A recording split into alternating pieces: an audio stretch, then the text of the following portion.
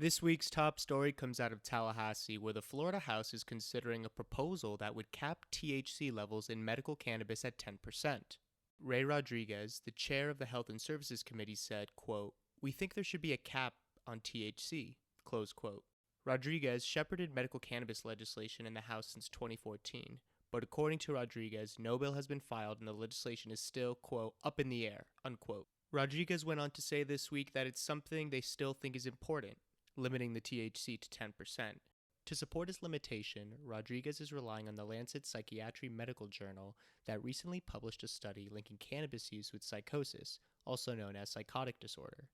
According to the study, people who use cannabis daily, as well as those who use high-potency strains, may be 3 times more likely to develop psychotic disorder than someone who has never used cannabis. Just for reference, the authors of the study consider high-potency cannabis to be products with more than 10% THC, which is the intoxicating ingredient in cannabis that produces a euphoric effect. The authors also explained that to define psychosis, they mean that people who meet a diagnostic criteria to come into the attention of mental health services to receive treatment for psychosis. Examples of this are hallucination, delusion, things of that nature. Just to provide some background on the study Mr. Rodriguez is citing, the researchers identified 901 people aged 18 to 64 who were diagnosed with their first episode of psychosis between 2010 and 2015. The research was primarily conducted in Europe in cities including London, Paris, Amsterdam, Barcelona, and one site in Brazil, actually. The researchers then asked these individuals and a control group of 1,200 other people about their habits, including their use of cannabis. People in support of the findings of this research explained that the availability of high THC cannabis is a recent phenomenon. Almost 20 years ago, there wasn't much high-potency cannabis available in the United States today. Here's a myth. Today's cannabis is significantly stronger and thus more dangerous than cannabis from the past. Here are the facts. The potency of today's cannabis is only slightly higher, on average, than the cannabis from 20 or 30 years ago. What does the science say?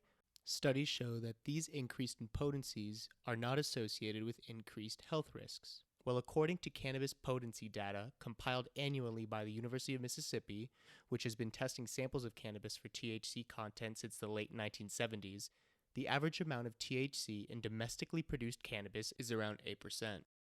By comparison, the University of Mississippi also reported that the average THC content in cannabis in the 80s hovered around 4.5%.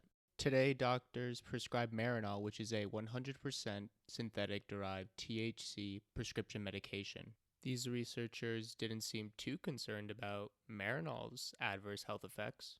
The study has been criticized as soon as it started making waves on social media in March. Opponents explain that you cannot say cannabis causes psychosis. It's simply not supported by the data provided in this study. Many factors influence whether and how these disorders manifest. Genetics is known to play a major role. In order to show causality, one would have to follow people over time, before they started using cannabis to then years later when they have their psychotic episodes. Opponents also explain that THC was not an isolated variable in the study Rodriguez is citing, and that's important because correlation does not mean causality. In my opinion, the findings do not provide strong support for the researcher's conclusion, but Ray Rodriguez is using them to bolster his position. The Senate does not have a version of the proposal yet, but Senator Jeff Brandes said Tuesday he believes the proposal will be merged with a bill, SB 1618, that would increase the minimum tobacco smoking age in Florida from 18 to 21. Senate President Bill Galvano, Republican out of Bradenton, said in a text on Thursday that the Senate would support imposing caps on THC levels, but, quote, would have to understand more before making a determination about what caps would be and whether they should apply only to smokable cannabis. Barry Gordon, a popular Florida physician in the cannabis space, spoke on the issue. He said, "It's not about the THC percentage. In the medical world, that's going to be a horrible slippery slope." He went on to say, "This attempt to focus on the concentration of THC in the raw flower form is once again a lack of understanding that the legislators have because they have not reached out to enough clinicians who are doing this every day to understand some of those subtleties." In addition to the University of Mississippi studies I mentioned earlier, I pulled a little research about states that have limited THC. 2 years ago, Colorado limited the amount of THC in cannabis edibles to 100 milligrams. Each serving is limited to a 10 milligram size. So other states have imposed THC limits, including recreational ones. The Health and Human Services Committee met on Wednesday to discuss the proposed bill. Ray Rodriguez is the chair of that committee.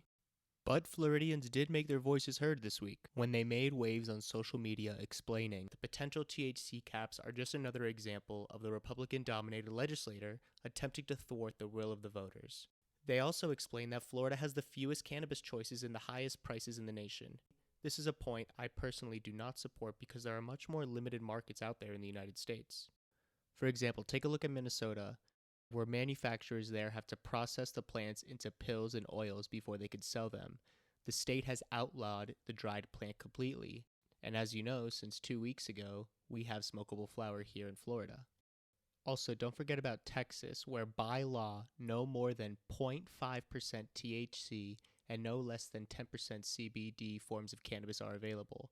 But the cannabis in Texas is only available to patients with intractable epilepsy, and only 3 companies are licensed to produce and distribute the plant. So when activists come around and say Florida has the most restrictive this, they have the most expensive that, just keep in mind where Florida is in the market and that states are worse off than us. An issue I do see arising is that patients will be forced to purchase potentially 2 to 3 times the amount of medicine they need to get the same medical benefits. It's almost as if the proposal taxes patients by causing them to spend more money to buy more cannabis to produce the same effects as they had before.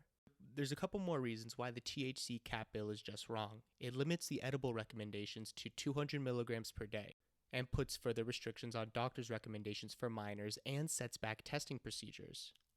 The voters wanted free medical cards for vets and a bill where they could add employee protections, banking changes, and greater tourist reciprocity. On Wednesday, April 3rd, reports came out that the proposed bill passed the Health and Human Services Committee.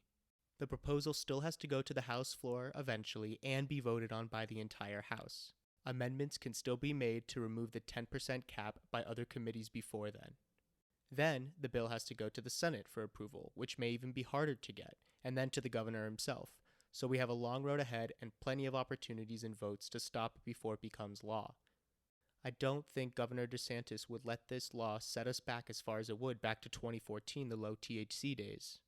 Everybody has been reporting on this story this week, but head on over to Dara Cam's story on creativeloathingtampa.com for more quotes and more details.